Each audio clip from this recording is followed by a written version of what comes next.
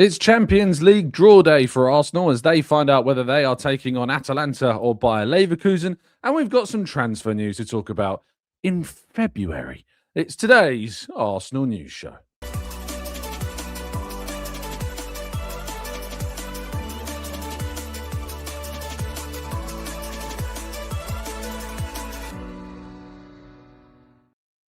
Hello and welcome to the Gooner Talk, back again with you guys and girls for another episode of what is indeed the Arsenal News Show. I'm hoping you can hear me this time. Apologies, this is the second time we've attempted to start this show. The first one this morning, I don't know why, StreamYards for some reason. I could see the green light on my mic, so I knew the mic was in fine, but clearly the StreamYard system is has taken a turn for the worse. But we're back. You can hear me now. Thank you so much, as always, for tuning in. Greatly appreciate you being here. And apologies for the chaos this morning in with the show. But, I mean, I think even surprised myself how quickly I set up another episode and got all the SEO done and sorted and then straight in. So, yeah, really, really pleased how quickly we managed to rejig everything and get it going. Good morning to all of you joining us in the chat.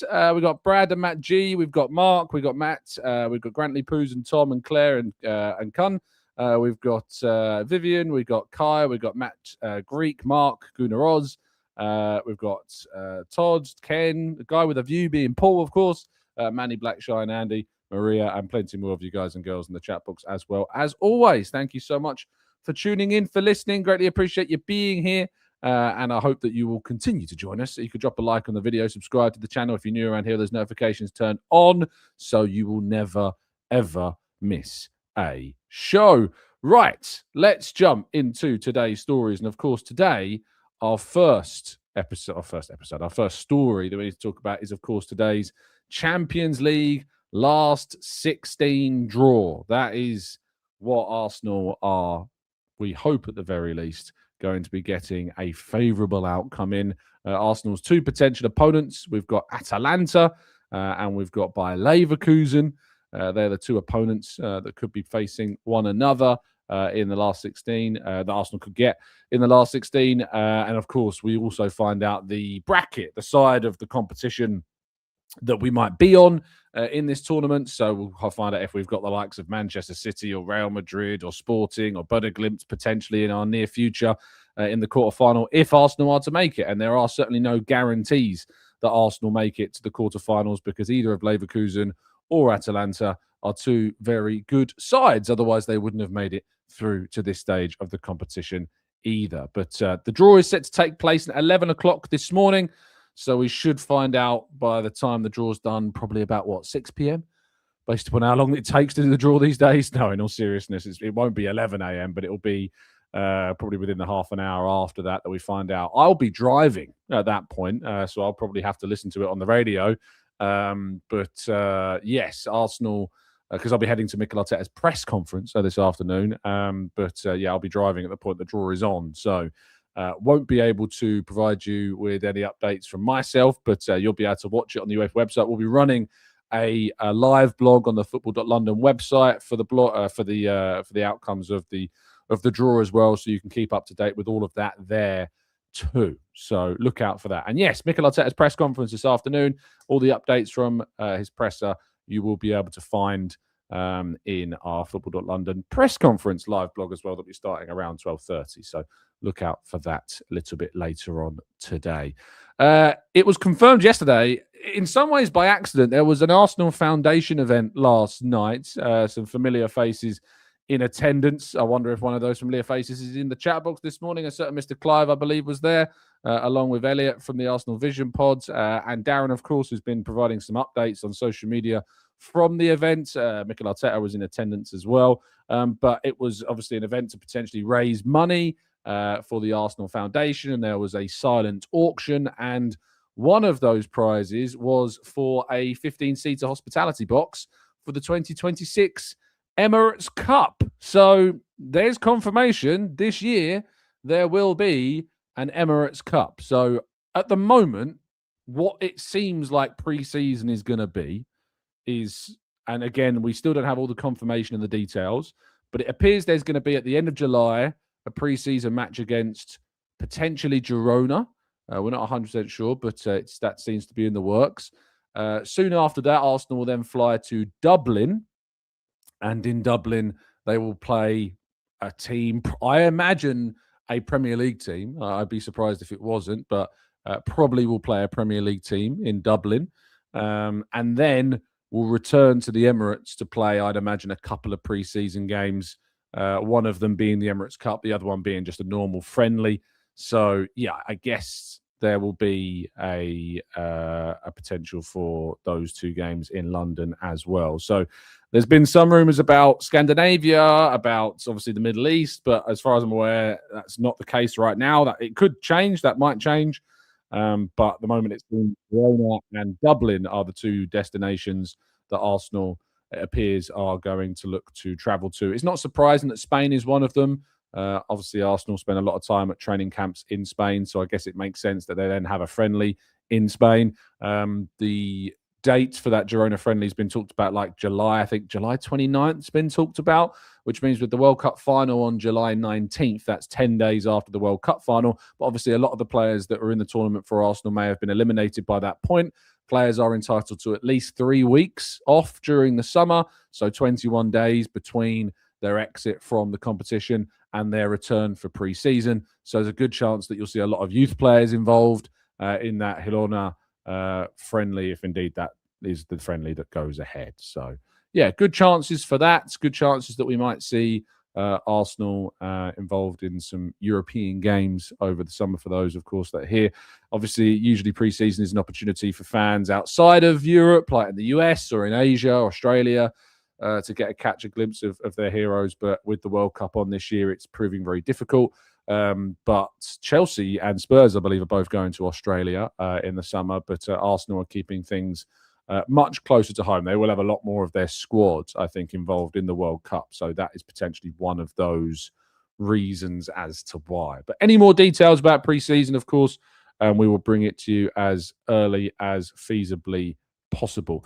The headline story of today, though, according to Charlie Wyatt in The Sun, is that Arsenal are said to be leading the race for Newcastle United's Anthony Gordon. Other teams like Liverpool and Manchester United are also interested in Gordon. He has 2 years left on his Newcastle contract, and it's thought that Newcastle will demand £95 million. However, more realistically, it seems that a fee between £75 million and £80 million is what it would take to get Gordon out of Newcastle and potentially into a new club. Of course, we talked yesterday about the idea of how much Arsenal would have to spend and they will have to sell in order to spend money. And it's no surprise that they're being linked to a left winger, because we've talked about the idea that Gabriel Martinelli could be one of those players that potentially moves on from the club in the summer. So far this season, Anthony Gordon has scored 14 goals and has got 5 assists. Only Victor Gyökeres has more goals in the Arsenal squad across all competitions so far this season than Anthony Gordon does for Newcastle in those 38 matches that he has so far played. That includes 10 goals across 10 games in the Champions League, but just 3 goals and 2 assists in the Premier League so far, with Newcastle having probably the most difficult season that they have had so far, certainly in recent times, as they've previously qualified for the Champions League on multiple occasions. Last season, he's already beaten his record for last season for the number of goals that he has scored. He's got 5 more than he managed in all of last season, where he got 9 and 7 assists during that campaign.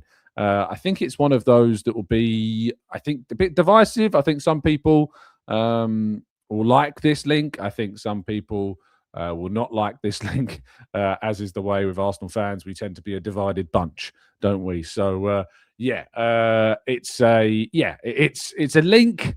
I don't know. I haven't personally heard too much around Gordon, other than the fact that there is interest, but I don't know how high up the list of potential targets he is. But he is a player that's certainly of interest to Arsenal, as we have discussed. But how high up the list he is and whether or not Arsenal are leading it, as is so claimed in The Sun, remains to be seen. But this is kind of the part of the season. We're into February, getting into March, where we're going to start to see those rumour mill start to ramp up. Links to Arsenal are expected to start to go through the roof. So, yes, I guess we could do a bit of a snap poll in the chat, couldn't we? Would you be keen on signing So I guess you can always word it in different ways, these polls, but I guess we'll probably go with, would you be open to Anthony Gordon being the left wing signing for Arsenal this summer? So yes or no, would you be open for him being that signing this summer for Arsenal? Just open, not like, is he your number one target? Not, is he the one you want? Just, are you open to the idea of Anthony Gordon being Arsenal's summer signing? And we'll get some of your thoughts on that in the chat box as well.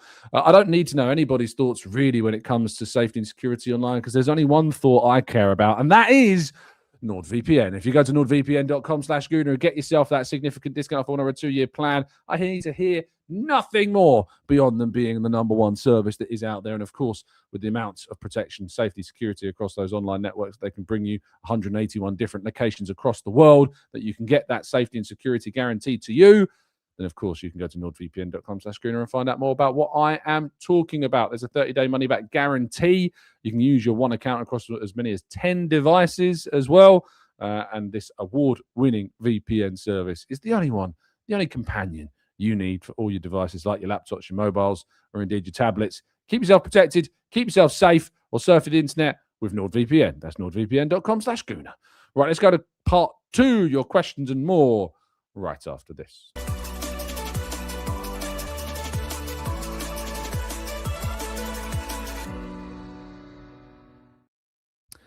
Hello and welcome to part 2 of today's show. We're going to jump your questions. So let's get some of your thoughts, shall we, on some of the stuff that we've talked about today. Helicopter says apparently we're also being linked with Rafael Leao of Milan, and also they want Gabriel Jesus. So could there be a swap deal? Maybe. Maybe. And he also says, Tom, can you have a look at the heat maps? I mean, heat map days are well beyond us now. Unfortunately, you know, data is so rarely available to us in the same forms that it used to be, with the way in which Opta have kind of taken things from us. But there might be ways of finding it, but we're not going to do tactical breakdowns really until the summer. Mark says, hi, Tom. What do you think about the rumours yesterday that we're looking to sign a winger, a midfielder, and a right back? I can't see it being correct, as if Jesus leaves, then we'll need a striker. Well, I mean, I put the piece out yesterday morning around kind of Arsenal's plans for the summer. On the left, centre forward, central midfield are definitely areas that are priorities for the club in the summer. Depending on who other players, other profiles leave Arsenal, it could mean that, you know, a defender is also searched for, but there is plenty of expectation around Arsenal's kind of fullback position. We've got, if Ben White was to leave, you've got Julian Timber, Mosquera can play there, and you've got to think about the talent that is Marley Salmon coming through and offering a potential pathway for him as well. So there are options then that do exist, but maybe Arsenal will be looking to add somebody into that group as well. Off the goal line says, we need a non-good-looking player, and so Gordon fits the bill. I think that's harsh. He's not a bad-looking fella. Aaron says, Tom, I was about to say, how rude. What has gotten into you? Yeah, no. It is something that we still look to do. Missed Kvaratskhelia and Semenyo, and now we're left with Gordon. No thanks, says Jelly Belly. Kirill says, potentially maybe coming to Arsenal. And I don't know if he would be or not, but it's just the rumour mill at the moment. Gunnar Oz says no, because we already have Martinelli, and he's not really an upgrade compared to him. Might as well keep Martinelli if Gordon is the choice at left wing. Scrolling down a little bit more, Cameron says Gordon is just as good as Martinelli, works hard, but lacks some class and kind of finishing ability. Lee says, Tom, with Newcastle's money, why are they continually failing? It's to do with how you spend that money. It's to do with your philosophy. It's to do with how good you are as a group. And, you know, Arsenal might have spent big, but they've had a manager that's been able to guide them towards that success. Money does not guarantee you success. Just ask Chelsea, just ask Newcastle, and you get your answers. Look at Nottingham Forest. There's another one as well.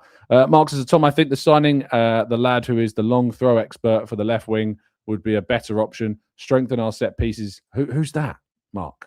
Who's the long throw expert who's a left winger? I'm not sure. Oh, sound's gone again. Is the sound gone again? Oh, apparently you need to refresh. Apparently it's not me. You need to refresh your... Yeah, apparently it's not me. It's YouTube. Audio is fine. A lot of you are saying. Panicked then.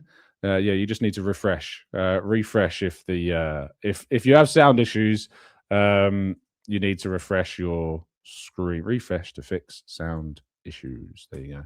So if you have any issues, just refresh and it will fix your sound issues. Shasvant says, "Hi Tom, today's UCL draw has the potential to be a season-defining moment because of our round of 16 second leg falls a few days before our cup final and the quarterfinal. Second leg falls a few days before our match away at the Etihad as well." Yes, it's definitely going to be a really kind of key moment, if you like, in the season to find out who it is and where we're going to be getting those games. So we'll talk about that and break it down in tomorrow morning's show. You can be sure of that. Right, let's scroll up because I was scrolling down frantically with the sound. So again, it's not a me issue. It seems to be the YouTube more than me. Right, scrolling up a little bit. Neon says, "I'm sure we can find a better player for 70 to 80 million." I do kind of agree somewhat with that. I do think that's a lot of money to spend on Anthony Gordon, but I guess that's what Premier League players costs. Jed next door says Gordon is not a needle mover. It's a Madueke type signing. He'll be good for us though. Again, I didn't necessarily think that Semenyo would be, but he's proven me very wrong right now. So I guess we have to be a little bit open. Off the goal and says, "What kind of budget will there be for the summer, depending on if we win major competition prizes and money?" It's always impossible to know exactly what the budget is. All we know is that Arsenal are in a position where we are going to have to sell in order to buy across a significant amount of investment. If we want to spend big, then Arsenal are going to have to sell some players in order to invest in the summer. Transfer window. Right, I think that's pretty much it. So I think we can scroll back down to the bottom now, can't we?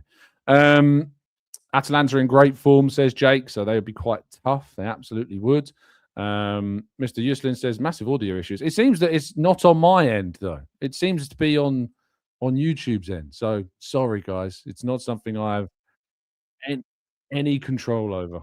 So, I'm sorry. I'm listening back to it now. I'm just playing a horrible thing, playing myself in my own voice through a repeat, but I have just checked it. And it seems to be okay. Kun says, "Hi Tom. I read that we're linked with 20-year-old Cagliari right back as well. I don't know who that is, so I haven't heard that myself. I haven't heard anything to do with Cagliari so far." Barry says, "Who is better, Atalanta or Leverkusen?" I think Atalanta are probably going to be slightly harder. I mean, they've just knocked out the team sitting second in the Bundesliga, so I'd argue that Atalanta are they're always a tough away trip, Atalanta.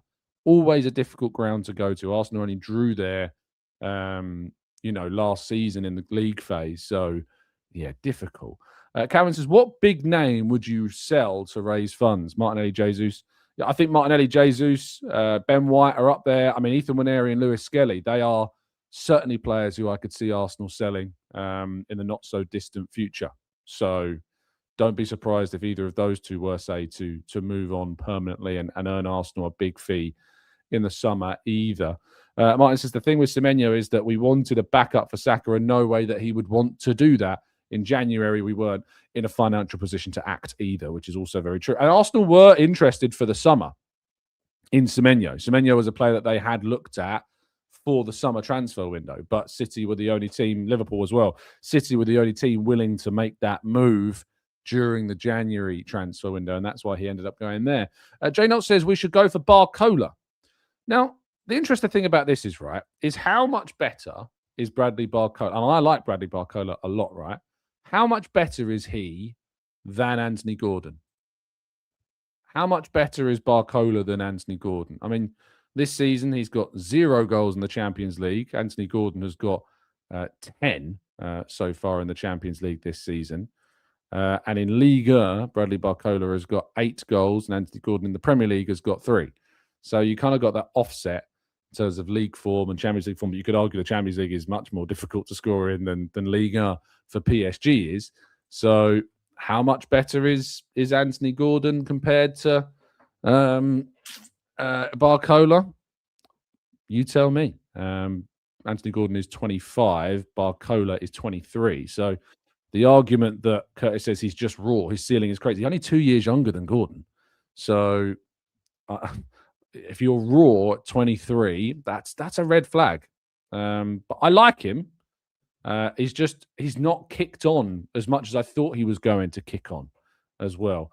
Let's have a look at the poll and see what the results are. Wow, 54% of you are saying yes. You are open to the idea of Anthony Gordon being the left wing signing for Arsenal this summer. 46% of you say no, not open to that. AFC Till I Die says, Tom, have you heard anything about Singapore getting an English Premier League streaming service and cutting out broadcasters like Sky and TNT? Yeah, you can read. John Cross has done his piece for us in the Mirror, which you can read on this exact matter. The Premier League Plus is to be launched in Singapore, showing every English top flight game. And there are suggestions, of course, that it could be coming to the UK. And that we might have a Premier League streaming service in the not-so-distant future. Which, if all Premier League games were put under one roof and just under the Premier League's own banner, the Premier League's own streaming service, I mean, we would all be pretty happy about that, would we not? I mean, what's the argument against it, I guess? What's the argument against a Premier League streaming service? Will you have one subscription rather than paying for multiple broadcasters? What would be the drawback to that? I'd love to hear your thoughts because I'm struggling. I guess you could argue potentially that it would harm lower league clubs in a way, and for the attention that they get as well. But maybe the EFL will launch a service, but equally would that then also? I mean, that's already kind of happened, isn't it? I think you can watch all the lower league games on Sky these days. Obviously Sky and TNT and Amazon, these other, streaming sites and broadcasters have been charging a lot of money for fans to watch games for many years now. So would it be any better? I don't know. I'm not sure. So you'd have to let me know what happens and what your thoughts are on it, of course. Charlie says, Gordon is a fighter, a typical Mikel signing. He can run and track back. His work rate is what Mikel might be looking at. Plus, he's a direct dribbler who can cause chaos, and he's better than Martinelli. What's Gordon's injury record? Good question. What is Gordon's injury record? I mean, I should point out that it doesn't really matter. He has missed this season 3 games. Last season, he missed a couple of games, a few games last season. The season before that, he missed 1 game. The season before that, he missed 4. So he picks up like an injury a season where he misses like a handful of games. So it's nothing, doesn't seem anything too concerning. Pepper says, I guess they could monopolize the rights to the games and charge a premium.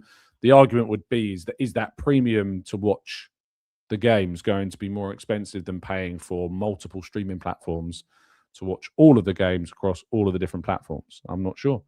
Dan says, read the streaming service. I heard that the resistance was more around that it might affect attendances of match-going fans as they may opt to watch from home.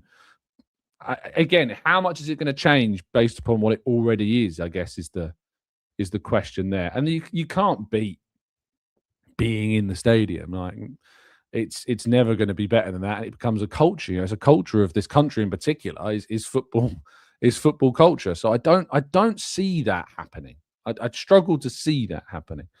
Zab says, I love the idea of a Premier League streaming service, anything to provide competition to Sky and New Zealand and keep hiking the prices up. They have no other option here then. Lachlan says, here in Oz, we have Stan Sport and get all of the games and Champions League and FA Cup, etc. I can't believe that you don't get them all in the UK. Yeah, it's kind of been like the 3 o'clock blackout has been a staple for a very, very long time. I don't know if the Premier League streaming service would mean an end to that. It's worth pointing out. We don't know whether there would be an end to that. But many people have argued for a long time that the Premier League, despite selling the rights to broadcast their games, would make more money broadcasting it themselves. They would make more money if they were to kind of monopolize it, if you like. That's the argument that many have. Thomas says, should we go for a right back if we sell Ben White? Maybe like Livramento, for example. But it depends on who it is. Livramento is quite an injury-prone player. Is he any better than an injury-prone player like Ben White? I'm not so sure. So, yeah, very difficult. Ansa says there's 320 votes on that poll, but there's only 130-odd likes on the show. Remedy me that. How can we be open to clicking a yes or a no in a poll, but we're not open to clicking just a little thumbs up on the video? Tell me, if you're one of these people that doesn't like the video but votes in a poll, tell me why. I'd love to know. Answer raises a very good point as to why that is the case. Yeah, gasp, says Maria. How can that be the case? We can press a yes or a no on a poll, but we can't click a little thumbs up button. What's that about? So there's a fair few, 200 odd people in there that aren't engaged clicking that like button. Who are you? Tell us who you are. Why are you how you are? Why are you doing what you should be doing? Let us know. Lachlan says, can we sign Big Dan Ballard back at Arsenal? He's had a very good season, but I don't think he is of the required level for us. Paul says the Premier League would have no content outside this season. If it just showed the Premier League games, they'd have to include other leagues or sports for it to be viable. Why would they?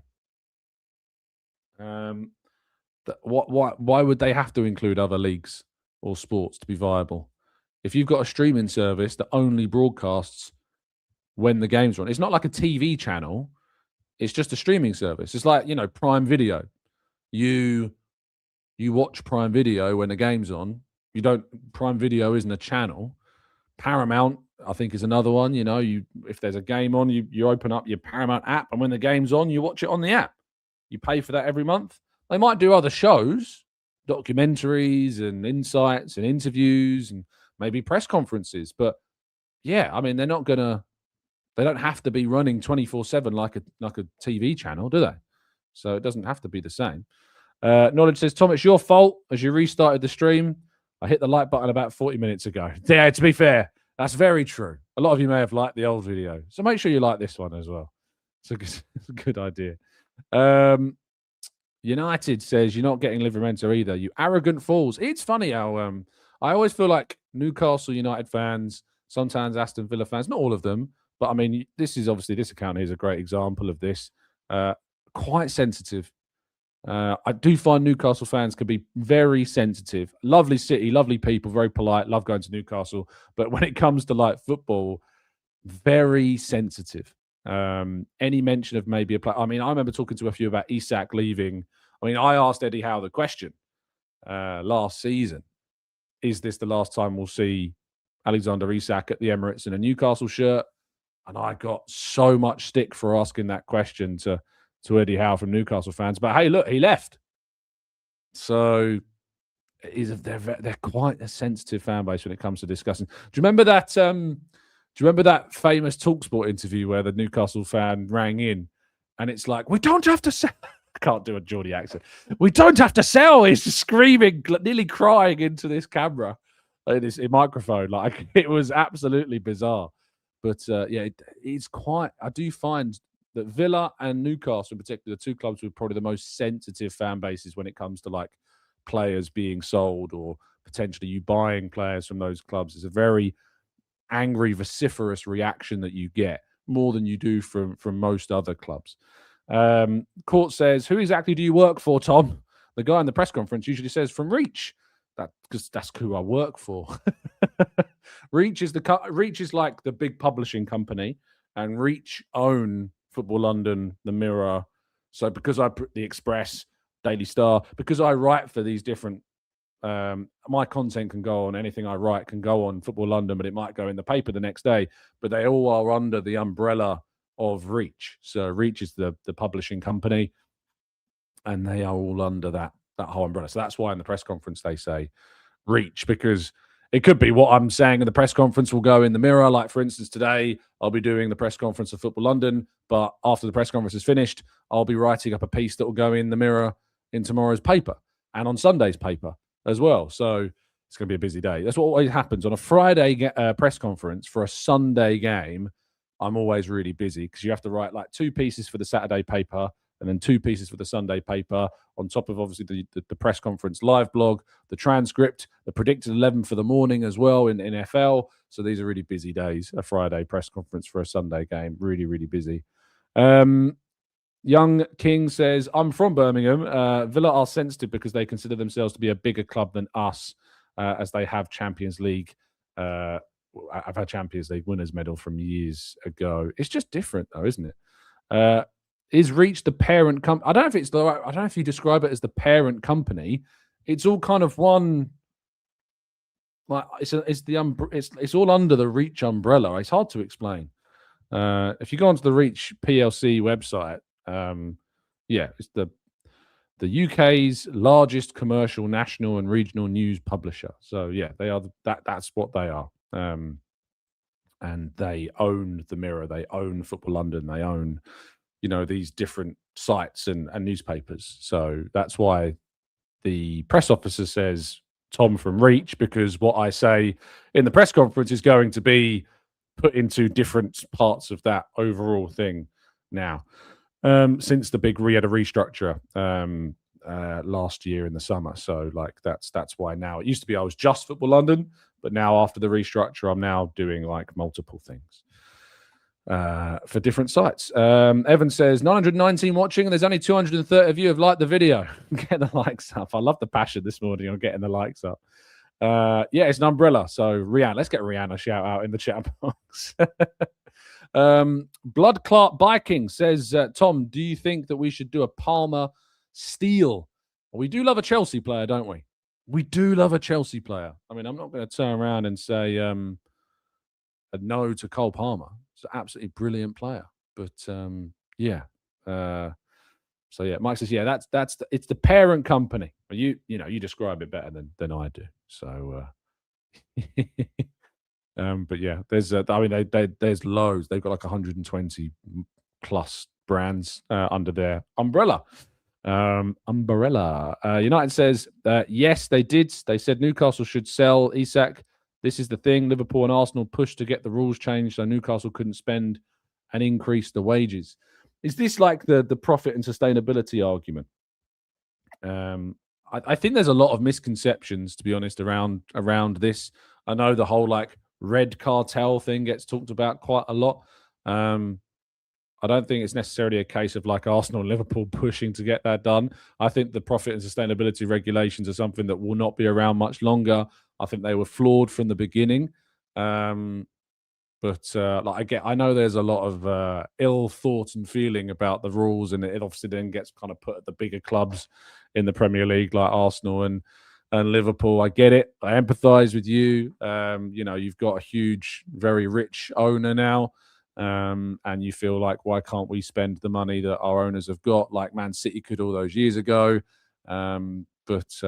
It just, I guess, because we felt as though those rules probably shouldn't have been in place. And yes, the horse has bolted in regards to Chelsea and Man City, who ironically are not in the red cartel because they're not, they don't wear red. But it's the takeover. I don't think it was anything specific with Newcastle. I think it's just a coincidence of timing. But so I don't think so. Lachlan says, Tom, do you think Palmer will be in the lineup starting against Arsenal? Always seems to be missing when they face us. I think Palmer, it's a bit of a weird story around Palmer at the moment, isn't it? We don't really know if Palmer's going to be available already. Maria says, great. Now that song's going to be stuck in my head all day. Pablo says, what about Krupi of Bournemouth? I'd prefer him to a Gordon. Besides, I think Martinelli is better. Jen next door says, Arteta will have him on the bench and not pressing hard enough. Mike says, the red cartel forever, baby. Should have built your club like the rest of us. And United says, yes, they did. 2 rules got changed as soon as the takeover happened. It also affected Man City. I mean, you need 14 of 20 Premier League clubs to agree to something before any rules are changed. So why is it just Arsenal and Liverpool that are being talked about? Because for any Premier League rule to change, you need 14 of 20 Premier League clubs to be in agreement. And also, like, isn't it a good thing that now, like, somebody can't just buy a club and spend loads of money? Like, Arsenal and Liverpool are 2 clubs that are self-sufficient. Like, they work off of their own revenues. It's not about like pumping money in like we saw with Manchester City previously or Chelsea previously. Shouldn't we encourage teams to operate in a self-sustaining way and not just be bought out and therefore then spend with unlimited means? Isn't that a positive thing overall for football? I think that it is, no? Tony says, Tom, can you imagine if there was no PSR, what City, Newcastle and Villa would maybe be spending? You'd have to pay £100 million for all players at that point. And it is that kind of idea that you would, it puts a cap on price is inflating to ridiculous levels. John says, if the Premier League and the EFL got together and decided to do a joint streaming service, which would include cups as well, would this be okay with the competition regulator, as they are not selling, therefore, to stations? I don't know. It's a good question, John. The good questions often get answers like, I don't know. But yeah, it's a really good question. I don't know. They would have to get it past the competition regulator before it began.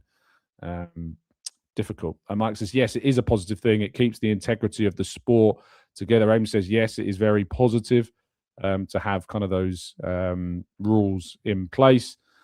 Lee says, Tom, do you think this summer's transfer window is bigger for Burton than it was last year? Yeah, I do. I think it's, we spent big money last summer, but this summer is about how effectively can Andrea Berta sell players. Is he going to impress selling players? Is he going to be able to find and fund some big signings in the summer? I guess we will have to wait and see. But yeah, this summer is a bigger summer for Berta's reputation than the first summer, I think, was. Lachlan says, I'm keen to see what Berta does with selling during this window. And I think that, as I've just said there, I think is the main focus, no doubt. Right. I think we're going to wrap things up there. Thank you so much, as always, for tuning in. Really appreciate your time, as always. I hope you have an absolutely fantastic rest of your day. Enjoy yourselves. Of course, we'll be reacting tomorrow morning to the draw in the Champions League, and we'll be finding out who Arsenal have got. And also, we'll be breaking down Mikel Arteta's pre-match press conference. So plenty to discuss, plenty to talk about. Make sure you stay safe, stay well, stay happy and respectful. And as always, up the Arsenal.